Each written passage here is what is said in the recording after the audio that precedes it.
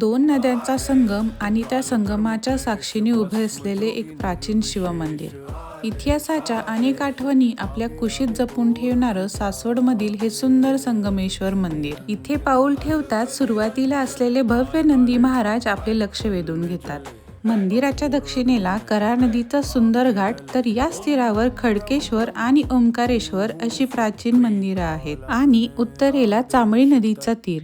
तिथेही महादेवांचं एक सुंदर मंदिर आपलं लक्ष वेधून घेतं. दोन नद्या, अनेक प्राचीन मंदिरं आणि मध्यभागी विराजमान महादेव. इथे आल्यानंतर खरंच एक वेगळीच भक्तिमय अनुभूती मिळते. काही क्षणांसाठी का होईना, पण मन सगळ्या चिंता विसरून फक्त महादेवांच्या भक्तीत रमून जातं. जर तुम्हालाही इतिहासासोबत अध्यात्माचा अनुभव घ्यायचा असेल तर सासवडचं हे ठिकाण तुमच्या यादीत नक्कीच असायला हवं. फटकरी का लागणे आदेश तत्